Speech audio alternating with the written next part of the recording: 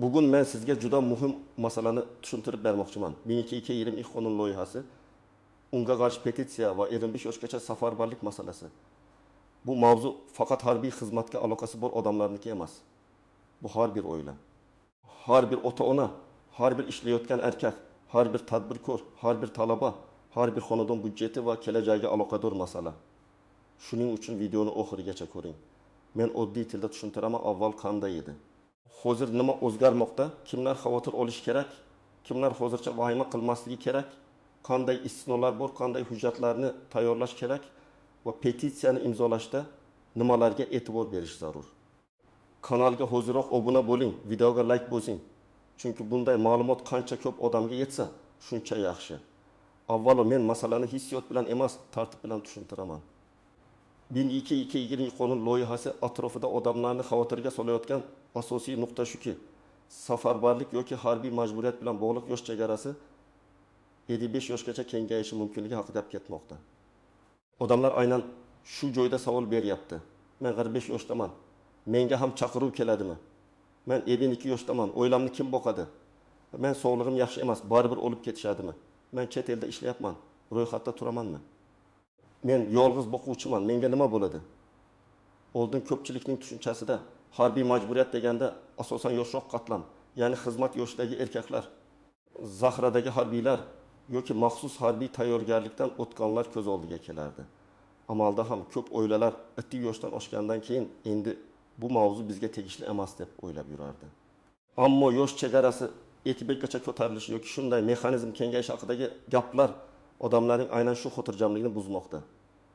Bu yerda eng muhim narsa qonun loyihasi, petitsiya va amaldagi tartibni bir-biridan ajratish kerak. Qonun loyihasi hali muhokama qilinayotgan hujjat bo'lishi mumkin. Petitsiya esa fuqarolarning pozitsiyasini ko'rsatish vositasi. Amaldagi tartib esa hozir kuchda bo'lgan qoidalar. Men ekspert sifatida har doim shuni aytaman. Vahima qilmaslik kerak, lekin befarq ham bo'lmaslik kerak. Chunki bugun muhokama qilinayotgan norma ertaga hayotingizga bevosita ta'sir qilishi mumkin.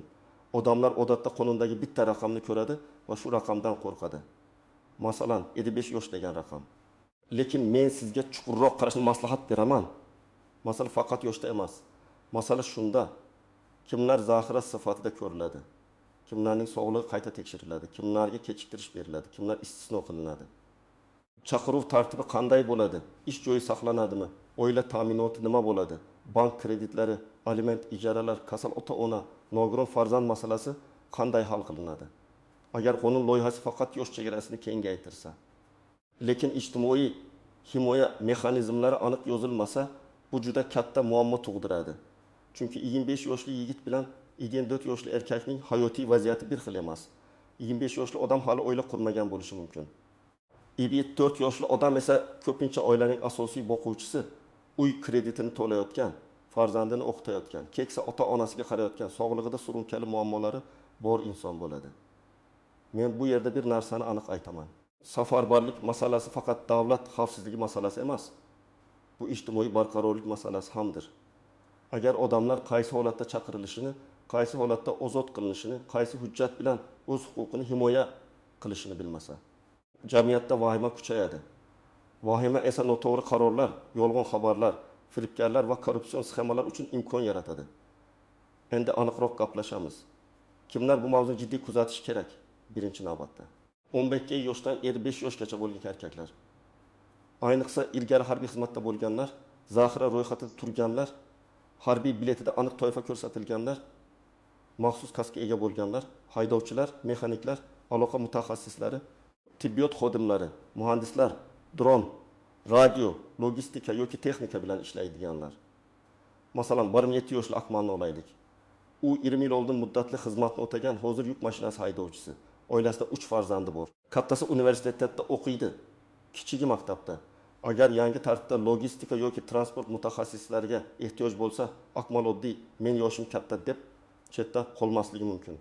Shu sababli u harbiy ro'yxatdagi ma'lumotlarini, sog'lig'i bo'yicha hujjatlarini, oilaviy holatini oldindan tartibga keltirib qo'yish kerak. Yana bir misol. 53 yoshli Bodir kichik do'kon yuritadi. U armiyada bo'lmagan, lekin harbiy ro'yxatda cheklangan yaroqli deb yozilgan bo'lishi mumkin. Uning belida churra bor, qon bosim yuguri. U nima qilish kerak? U meni baribir olishmaydi deb yurmaslik kerak. Chunki hujjat bilan tasdiqlanmagan kasallik huquqiy himoya emas. Shifokor ko'rigidan o'tib tashxis, analiz, rentgen, MRT, kardiolog xulosasi, doimiy davolanish tarixi kabi hujjatlarni yig'ish kerak. 3-misol. 38 yoshli Jamshid chet elda ishlaydi. U o'zini men mamlakatda emasman, demak menga aloqasi yo'q deb o'ylaydi. Lekin ro'yxat, yashash manzili, pasport ma'lumotlari, konsullik ro'yxati, ish shartnomasi masalalari baribir ahamiyatli. Agar u rasmiy ishlayotgan bo'lsa, mehnat shartnomasi, yashash ruxsatnomasi, soliq hujjatlari bor bo'lsa, bu boshqa. Agar u norasmiy yurib, hujjatlari tartibsiz bo'lsa, keyin huquqiy vaziyatini tushuntirish qiyinlashadi. Endi kimlar darhol vahima qilmasligi kerakligini ham aytaman.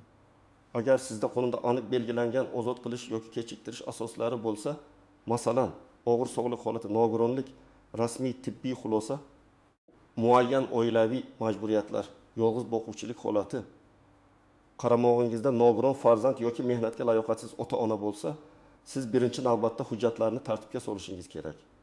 Vahma emas, hujjat kerak. Agar siz ayol bo'lsangiz, lekin tibbiyot, aloqa, texnika yoki boshqa maxsus harbiy hisobga olinadigan kasbda bo'lsangiz, bu mavzuni butunlay chetlab o'tmaslik kerak. Ko'p davlatlarda ayrim mutaxassisliklar bo'yicha ayollar ham harbiy hisobga olinishi mumkin. Bu degani hammani olib ketishadi degani emas, lekin ro'yxat, malaka va tibbiy holat masalasi muhim. Agar siz 26 yoshdan katta bo'lsangiz, bu yangilik bevosita sizga tegmasligi mumkin. Lekin farzandingiz, kuyovingiz, ukangiz, akangiz, qo'shningiz, xodimingizga tegishi mumkin. Shuning uchun ma'lumotni bilish baribir kerak. Chunki oilada bir kishi chaqirilsa, butun oila iqtisodiy va ruhiy jihatdan ta'sir ko'radi. Men ko'p odamlar bilan gaplashganimda, ular faqat 25 yoshgacha degan joyga yopishib qoladi. Lekin tajribada eng ko'p muammo yoshda emas, hujjatlarda chiqadi. Harbiy bilet yo'qolgan, ro'yxatdagi manzil eski, familiya o'zgargan, sog'liq holati yangilanmagan, ish joyi rasmiy emas, oilaviy holat tasdiqlanmagan. Keyin odam mening 3 ta bolam bor deydi, lekin tug'ilganlik guvohnomalari, nikoh hujjati, aliment yoki qaramog'idagi shaxs bo'yicha hujjatlar tayyor emas.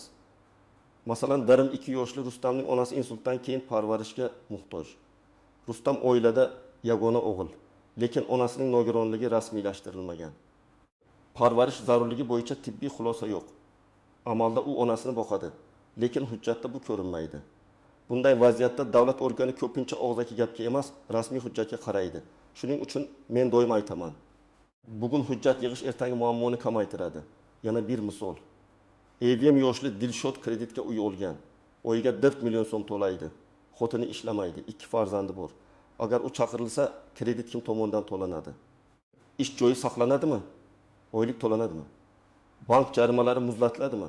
Mana shu savollar qonun loyihasida aniq va tushunarli bo'lishi kerak. Petitsiyaning mazmuni ham aynan shunga qaratilishi lozim. Odamlarni himoyasiz qoldirmaslik. Yosh chegarasini ko'r-ko'rna kengaytirmaslik, aniq istisnolar va kafolatlar talab qilish. Endi istisnolar haqida gaplashamiz. Har bir davlatda safarbarlik tartibida odatda bir nechta asosiy istisno bo'ladi. Sog'liq bo'yicha yaroqsizlik, muhim davlat yoki ijtimoiy sohada ishlash, ko'p bolali oila, nogiron shaxsga qarash, yolg'iz boquvchilik, ta'lim, ilmiy yoki strategik ishlar, ayrim kasbiy bironlar. Lekin odatda bo'ladi degani albatta sizga qo'llanadi degani emas. Har bir asos qonunda qanday yozilganiga bog'liq. Masalan, ko'p bolali ota masalasi. Ba'zi tartiblarda 3 va undan ortiq voyaga yetmagan farzandi bor shaxs kechiktirish berilishi mumkin. Lekin farzandlarning yoshi, ular bilan birga yashashi, aliment to'lashi yoki haqiqiy qaramog'ida bo'lishi kabi shartlar bo'lishi mumkin. Agar odamning 3 farzandi bor, lekin ikkitasi sobiq turmush o'rtog'i bilan yashasa, hujjatlar alohida ko'rib chiqiladi. Shuning uchun menda 3 ta bola bor, bo'ldi deb o'ylash yetarli emas. Sog'liq bo'yicha ham shunday. Qon bosimi bor, yurak og'riydi, bel og'riydi degan gapning o'zi asos bo'lmaydi. Tashxis, davolanish tarixi, shifokor xulosasi, tekshiruv natijalari, kasallik darajasi, mehnatga layoqatga ta'siri kerak. Harbiy tibbiy komissiya ko'pincha kasallik bor yo'qligini emas, shu kasallik harbiy vazifani bajarishga qanchalik to'sqinlik qilishini baholaydi. Shu nuqtani ko'pchilik tushunmaydi. Yana bir nozik masala, chaqiruv qog'ozi va og'zaki chaqiriq. Agar kimdir telefon olib kelib keting desa, bu bilan rasmiy chaqiruv bir xil emas. Lekin umuman bormaslik ham keyin muammo tug'dirishi mumkin. Men maslahat beradigan yo'l. Kim chaqiryapti? Qaysi organ, qaysi asos bilan yozma chaqiruv bormi? Sana va vaqt qanday? Hujjat raqami bormi? Bularni aniqlang. Borganingizda esa barcha hujjatlarni nusxasi bilan olib boring. Topshirgan narsangizdan nusxa yoki qabul qilinganini tasdiqlovchi belgi so'rang. Endi petitsiya masalasiga kelamiz. Ko'pchilik petitsiya baribir hech narsani o'zgartirmaydi deydi. Men bunga qo'shilmayman. Petitsiya har doim ham qonunni to'xtatib qo'ymaydi, lekin u jamiyatning pozitsiyasini ko'rsatadi. Deputatlar, rasmiylar, ommaviy axborot vositalari va mutasaddilar odamlar qaysi banddan xavotir olayotganini ko'radi. Agar minglab odamlar aniq talab bilan chiqsa, qonun loyihasiga o'zgartirish kiritish, qo'shimcha kafolatlar yozish, yosh chegarasini qayta ko'rib chiqish yoki istisnolarni kengaytirish ehtimoli oshadi. Petitsiya imzolash fuqarolik pozitsiyasidir. Bu tartibsizlik emas, bu qonuniy fikr bildirish yo'li. Agar siz B2222 qonun loyihasidagi 25 yoshgacha safarbarlik masalasidan xavotirda bo'lsangiz, petitsiyani o'qing, mazmunini tushuning va rozilik bildirsangiz imzolang. Men har doim shuni ta'kidlayman. Ko'rko'rona imzo qo'ymang. Avval matnni o'qing. Unda nimaga qarshi chiqilayotgani, nima talab qilinayotgani, qaysi modda bo'yicha e'tiroz borligi aniq bo'lishi kerak. Yaxshi petitsiyada shunchaki qarshimiz degan gap emas, aniq talablar bo'ladi. Masalan, 5 yoshgacha kengaytirish qayta ko'rib chiqilsin. Sog'liq, oilaviy va iqtisodiy istisnolar aniq yozilsin. Yolg'iz boquvchilar himoya qilinsin. Ko'p bolali oilalar va nogiron shaxsga qarovchilar uchun kechiktirish kafolatlanishi kerak. Chaqirilganlarning ish joyi, oyligi, kredit majburiyatlari va ijtimoiy to'lovlari bo'yicha mexanizm belgilanmog'i lozim. Harbiy tibbiy komissiyalar shaffof ishlash kerak.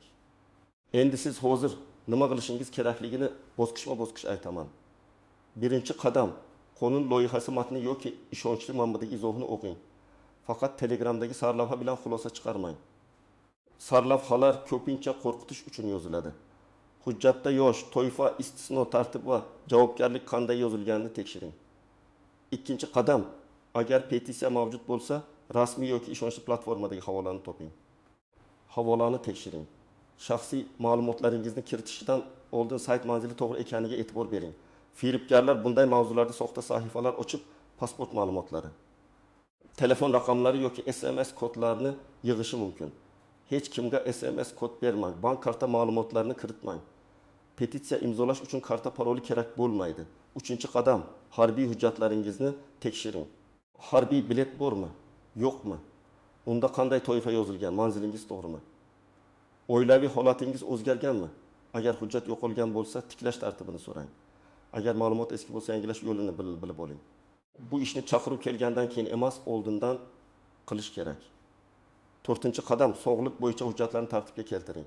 Agar sizda yurak, qon bosimi, diabet, jigar, buyrak, bel umurtqa, ko'rish, eshitish, asab tizimi, jarrohlikdan keyingi holat, doimiy dori ichish kabi muammolar bo'lsa, oilaviy poliklinika yoki ixtisoslashgan shifokorga boring. Tashxisni rasmiy qildiring. Eski analizlar bilan cheklanib qolmang. Yangi tekshiruv natijalari kerak bo'lishi mumkin. 5-qadam, oilaviy holatingizni tasdiqlovchi hujjatlarni yig'ing. Nikoh guvohnomasi, farzandlarning tug'ilganlik guvohnomalari, nogironlik guvohnomasi, ota-onaning tibbiy xulosasi, qaramog'ingizda ekanini tasdiqlovchi hujjatlar, aliment majburiyati yoki to'lovlari, yolg'iz boquvchi ekaningizni ko'rsatadigan ma'lumotlar. Bularning ham asl nusxasi ham ko'chirmasi bo'lsin. 6-qadam. Ish joyingiz bilan gaplashing. Agar siz rasmiy ishlayotgan bo'lsangiz, kadrlar bo'limidan harbiy hisob, bron, mehnat shartnomasi, lavozim ma'lumotnomasi haqida so'rang. Ayrim strategik korxonalar yoki muhim xizmatlarda xodimlar uchun alohida tartib bo'lishi mumkin. Lekin bu ham og'zaki gap bilan emas, hujjat bilan tasdiqlanishi kerak. 7-qadam. Yuridik maslahat oling. Ayniqsa, sizda murakkab holat bo'lsa, nogiron farzand, kredit, chet elda ishlash, 2 fuqarolik, yashash manzili boshqa joyda bo'lishi, sog'liq bo'yicha baxtli tashxis, chaqiruv qog'ozi kelgan bo'lsa, yaxshi yurist sizga bormang yoki qoching demaydi. Yaxshi yurist sizga qonuniy yo'lni, hujjatlarni, ariza matnini va shikoyat tartibini tushuntiradi. Agar siz harbiy organ, tibbiy komissiya yoki boshqa mutasaddiga ariza yozsangiz, arizada his, hayajon emas faktlar bo'lishi kerak. Ism, familiya, tug'ilgan sana, yashash manzili, telefon, harbiy hisob ma'lumotlari, murojaat sababi, holatning aniq bayoni, ilova qilinayotgan hujjatlar ro'yxati va talab. masalan. Sog'lig'im bo'yicha qayta tibbiy ko'rikdan o'tkazishingizni so'rayman. Qaramog'imdagi shaxs mavjudligi sababli kechiktirish masalasini ko'rib chiqishingizni so'rayman. Menga tegishli qaror nusxasini yozma ravishda taqdim etishingizni so'rayman. Arizani topshirganda albatta nusxasiga qabul qilingan sana imzo yoki kirim raqami qo'ydiring. Agar elektron topshirsangiz, yuborilganini tasdiqlovchi xabarni saqlang. Telefon orqali aytilgan gapni keyin isbotlash qiyin. Hujjat bilan ishlash madaniyati shu yerda juda muhim. Birinchi xato: men yoshim kattaman, menga aloqasi yo'q deb yurish. Agar chegara 55 gacha muhokama qilinayotgan bo'lsa, qarin 54 yoshdagi odamlar ham bu mavzuni jiddiy qabul qilishi kerak. Ikkinchi xato: kasalligim bor, meni olishmaydi deb hujjatsiz yurish. Kasallik og'zaki emas. Tibbiy hujjat bilan tasdiqlanadi. Uchinchi xato: soxta ma'lumot tarqatish. Hamma erkaklarni olib ketishar ekan, ertaga chegaralar yo'qlar ekan, pasportlarni olib qo'yishar ekan degan gaplarni tekshirmasdan tarqatmang. Bunday xabarlar odamlarni qo'rqitadi va real muammodan chalg'itadi. To'rtinchi xato: noqonuniy yo'l izlash. Kimdir pul bersang chiqarib beraman, ro'yxatdan o'chirib qo'yaman, tibbiy xulosa tayyorlab beraman desa, bu juda xavfli. Siz nafaqat pulingizdan ayrilasiz, balki jinoyat ishiga ham aralashib qolishingiz mumkin. 5-xato: petitsiyani o'qimasdan imzolash yoki umuman befarq bo'lish. Men sizga aniq aytaman. Agar siz bu masalaga qarshi bo'lsangiz yoki hech bo'lmaganda qo'shimcha kafolatlar talab qilmoqchi bo'lsangiz, petitsiya qonuniy vosita. Lekin matnini o'qing, mazmunini tushuning, keyin imzo qo'ying. Menimcha, jamiyat sifatida talablarimiz aniq bo'lishi kerak. Birinchidan, 25 yoshgacha safarbarlik masalasi keng jamoatchilik muhokamasidan o'tishi shart. Ikkinchidan, har bir yosh toifasi bo'yicha aniq mezonlar yozilishi kerak. Uchinchidan, sog'liq bo'yicha mustaqil va shaffof tibbiy baholash bo'lishi kerak. To'rtinchidan, oilaning yagona boquvchisi bo'lganlar uchun aniq himoya mexanizmi bo'lishi kerak. Beshinchidan, kredit, ipoteka, aliment, ijara, ish joyi va oylik masalalar qonunda ochiq ko'rsatilishi kerak. Oltinchidan, chaqiruv va safarbarlik jarayoni faqat yozma, rasmiy va tekshiriladigan tartibda amalga oshirilishi kerak. Bu talablar davlatga qarshi talablar emas. Bu fuqarolarning huquqiy aniqlik va ijtimoiy adolat talabidir. Har qanday jiddiy qaror odamlarning hayotiga ta'sir qilsa, u shaffof, tushunarli va adolatli bo'lishi kerak. Bugun men sizga 1.2.2002 qonun loyihasi, 55 yoshgacha safarbarlik xavotiri va petitsiya masalasini oddiy tilda tushuntirdim. Eng muhim fikr shuki, vahma qilmang, lekin befarq bo'lmang. Qonun matnini o'qing, petitsiyani tekshiring, agar mazmuniga qo'shilsangiz imzolang. Hujjatlaringizni tartibga keltiring. Sog'lig'ingiz va oilaviy holatingiz bo'yicha rasmiy dalillarni tayyorlang. Men ekspert sifatida bitta narsani qat'iy aytaman. Huquqni bilgan odamni qo'rqitish qiyinroq.